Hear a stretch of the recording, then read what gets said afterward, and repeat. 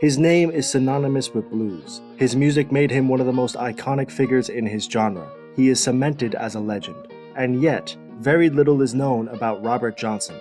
29 songs, 2 verified photographs, and hundreds of unanswered questions. Johnson's life, his story, and his artistry is wrapped in mystery to this day, but his music resonates with millions. However, Johnson wasn't always a brilliant musician. In fact, he was considered to be relatively untalented, even up until his early 20s. Allegedly, he improved rapidly on the guitar. So much so that a legend was born that Johnson sold his soul to the devil so that he could become a master of the guitar. Johnson passed away under mysterious circumstances at 27 years old, giving birth to the infamous 27 Club and adding yet another question mark onto his already confusing story. Yeah, have y'all heard about the 27 Club? It's crazy. Apparently, a lot of celebrities, well, not apparently, I mean, if you go and look, but a lot of celebrities pass away at 27. Coincidence? I don't know. I don't know.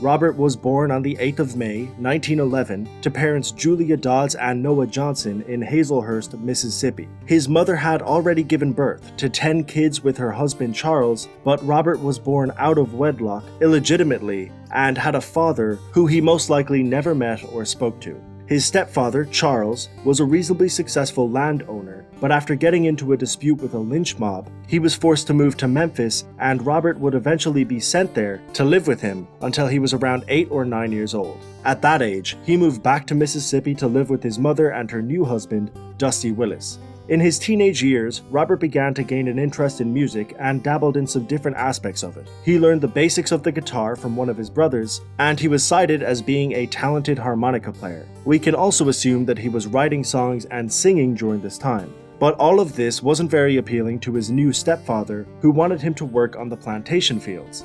This would lead to a conflict between the two, and while he was still a teenager, Robert would try and find his own freedom and independence. This started when he was 19. He married a 16-year-old Virginia Travis on the 17th of February, 1920.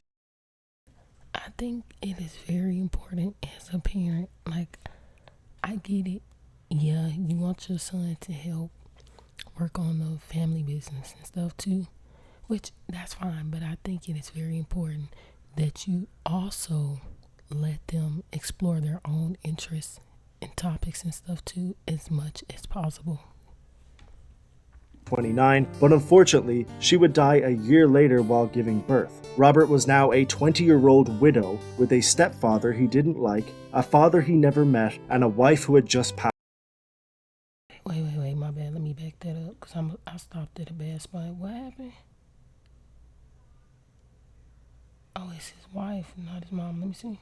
The two, and while he was still a teenager, Robert would try and find his own freedom and independence. This started when he was 19. He married a 16-year-old Virginia Travis on the 17th of February, 1929, but unfortunately, she would die a year later while giving birth. Robert was now a 20-year-old widow with a stepfather he didn't like, a father he never met, and a wife who had just passed away. And lest we forget, he was an African-American man living in the South in the early 20th century. Basically, Robert had an intense childhood, and his adult life wasn't looking very good either. At this stage, all Robert really had was his music.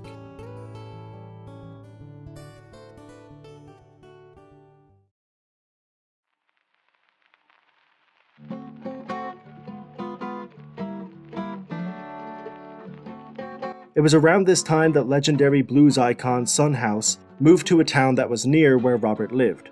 All of a sudden, a lost and impressionable Robert Johnson was listening to one of the greatest blues artists of his generation perform live every week at the local juke joint. At this point, Robert had some musical ability, but it was mainly at the previously mentioned harmonica, so he wasn't considered talented enough to perform at these establishments, but during the breaks, Johnson would ask if he could play their guitars. In one of the most famous interviews ever given about Robert Johnson, Son House states that he was terrible and that he was often asked to stop playing.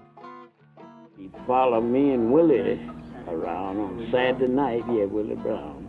And every time we stopped for rest and sit at a little guitar over in the corner or something and go out to catch air, get the guitar and be trying to play it and be just noising the people. And the folks would come out and say, why don't some of y'all go in there and make that boy get that thing down, he's running us crazy. Johnson may have been in the correct environment to observe the music he wanted to play, but because of his lack of resources and the ridicule he was subjected to when he attempted to perform, he was in the wrong environment to learn. This may have been the reason he left. He did remarry in 1931, but that didn't stop him from traveling around the South for about a year. This is a confusing space of time that is responsible for many of the myths revolving around Johnson. Some people speculated that he left to try and find his biological father, while others believed that he was exclusively focusing on improving his craft. But the other theory, and strangely the most popular one, is that Robert Johnson made a deal with the devil.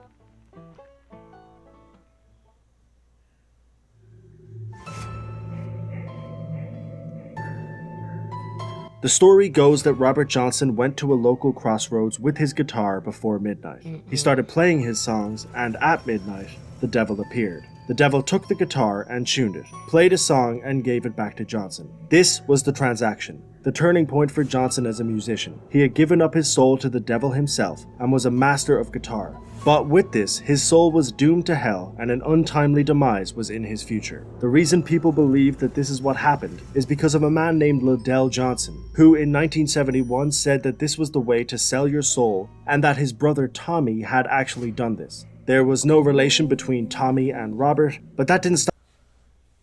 Oh, because that is crazy. Like, this has become a big theory, a big conspiracy theory for him.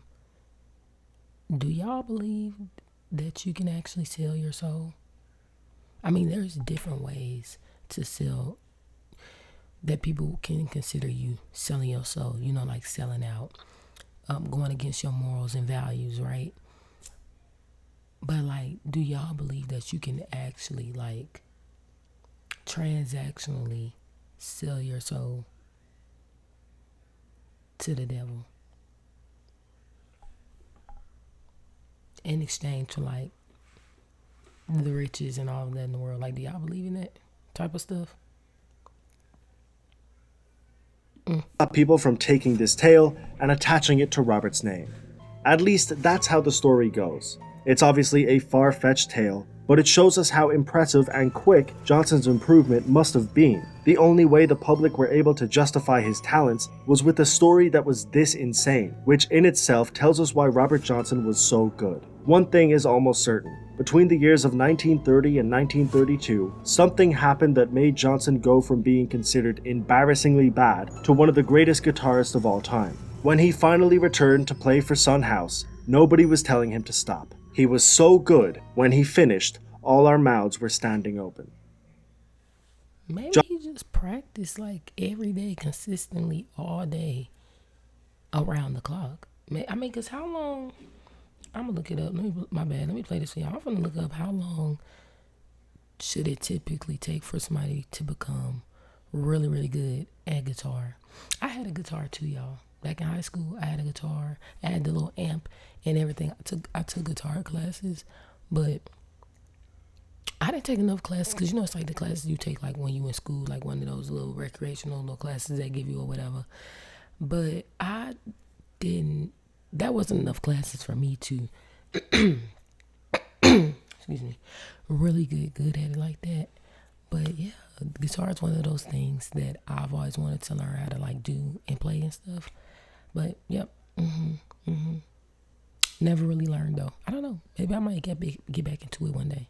But anyways, I'm about to look up how long does it actually typically take to get really, really good at guitar. Everybody is different though, so it could be longer, it could be shorter, who knows. Johnson took his new talents and began traveling with fellow artist Johnny Shines, where he improved his craft even further, but he still hadn't recorded anything and his talents were being wasted. It was the mid-1930s and his second wife had passed away. Johnson was determined to record and make a name for himself. He went into a man named H.C. Spears' store, who worked for the ARC record label. Finally, in November of 1936, Johnson was in a studio recording the first of his almost 30 songs. He would continuously return to record until the summer of 1937. He made okay money doing this and had amassed a small but loyal fan base, but Johnson wasn't a household name by any means. His music had some dark undertones. Songs like Me and the Devil Blues, If I Had Possession Over Judgment Day, Hellhound on My Trail, and of course, Crossroad Blues. Dark themes like hell, the devil, and death were prominent in his music, and this— Oh, see, there you go, right there. Yep, he must have sold his soul or something. There it go. There it go, because one thing I will say, it's a common theme with these musicians that at some point, they end up making songs about selling their soul or about the devil or being possessed and all that. Call it a coincidence, but I'm just saying. did nothing but add fuel to his already I dark— don't know how somebody just sit down and be like, I'm about to make a song about selling my soul to the devil or the devil, or, you know what I'm saying? Like, it's crazy.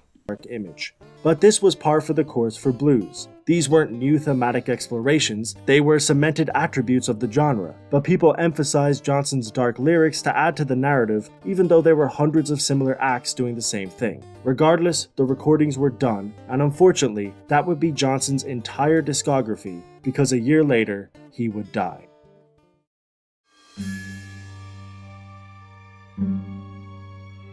On the 16th of August, 1938, Robert Johnson, aged 27, was found dead. Very little is known about the specifics of his untimely demise. In fact, the actual date he died wasn't discovered for another 30 years when music journalist Gail Dean Wardlow found his death certificate. It didn't have any cause of death, so we weren't given any answers in that department, but of course, there are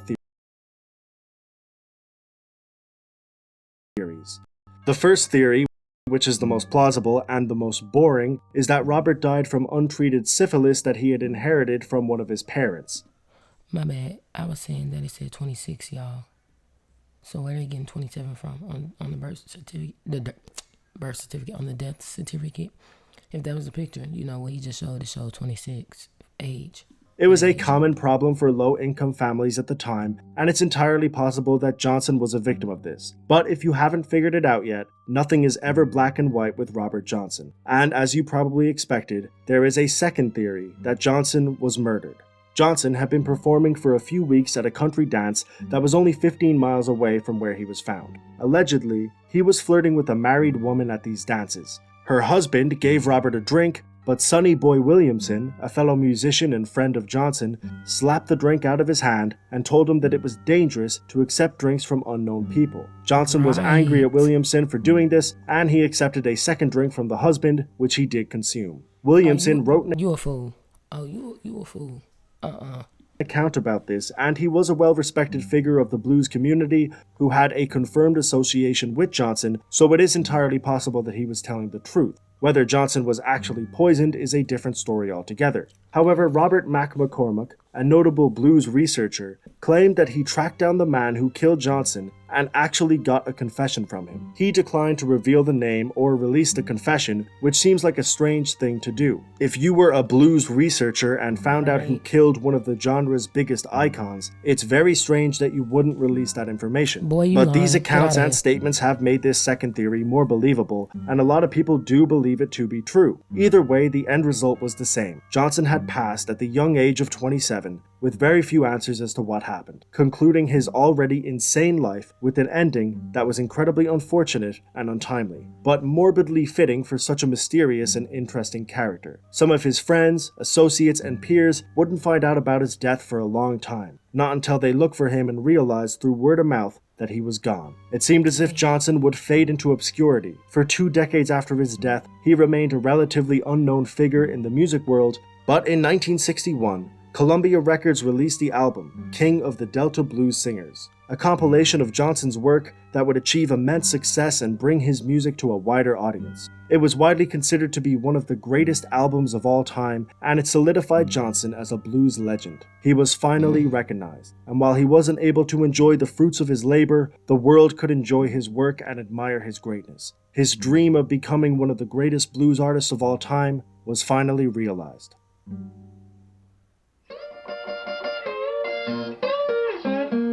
Robert Johnson probably didn't sell his soul to the devil, but he did give his soul to blues. It could be argued that what Johnson managed to do in his short life was one of the greatest feats ever achieved by a musician. His short discography changed blues forever and influenced hundreds of notable musicians and continues to do so to this day. He won a Grammy in 1990 for Best Historical Album. His song Crossroad Blues was inducted into the Grammy Hall of Fame 8 years later, and he was inducted into the Rock and Roll Hall of Fame in 1986. He has been cited as an influence to artists like Mick Jagger, Fleetwood Mac, Bob Dylan, and Eric Clapton.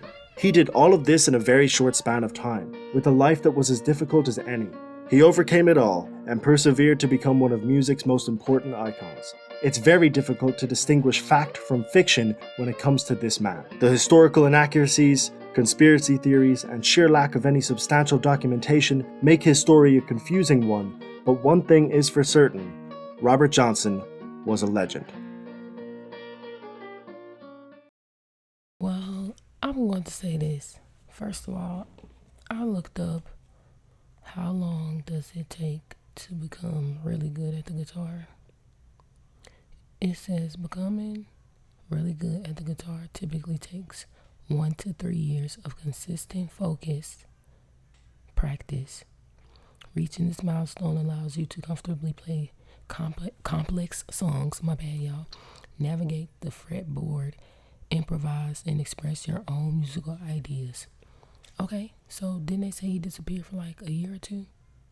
So that's what I'm saying. Like, maybe he just locked in and consistent. Look, it's right here. If y'all go look it up. Maybe he just locked in when he left and consistently practiced around the clock, because that's a possibility too. Obviously, like, y'all would be surprised at what you can accomplish, or what you can accomplish, like the type of goals you can reach, what you can, if you're bad at something you can become really good at when you really sit down and focus and lock in. You know what I'm saying? Like, but for a lot of us, that can be hard, right? Inconsistency is a big problem for a lot of people, right? So it's like, you may practice now, and then like days go by, weeks go by, and then you don't pay attention or stay focused on that one topic or that one thing. Y'all get what I'm saying? So yeah, I think that is the most reasonable answer. Even as somebody myself who is a bit of a conspiracy theorist, that is obviously, I'm not illogical now. I'm not one of the people that's like, oh, everything conspiracy. Okay, so I think that is the most reasonable, logical answer here. Like, he just left, went and locked in and practiced. Now, I don't know though. He is a musician, and y'all know how they get down in Hollywood. Maybe he did go make a deal. Who knows? Because he's making those songs, but then even when him making those type of songs about selling his soul or the deal with the devil or whatever, maybe he was just trying to be edgy, because a lot of people in music make those type of songs, but then it's like, but I don't think everybody who making those songs either just making them, like they didn't make no deal. I do think it's possible. Okay, this is what I think. I think that there's people who clearly probably went somewhere on some hocus pocus and tried to make a deal with the devil, or did, or whatever they was doing. I don't know. Hell. And then I also think that there's people who they think it sounds cool. They don't really know no better. They probably don't even really believe in it. And then they just go and make those type of songs too, trying to be edgy and trying to be cool, right? So that's a possibility too. Yeah, it's real early in the morning and my son waking up, y'all. My bad. So that's it for today. That's all I got for y'all. I gotta go. Okay.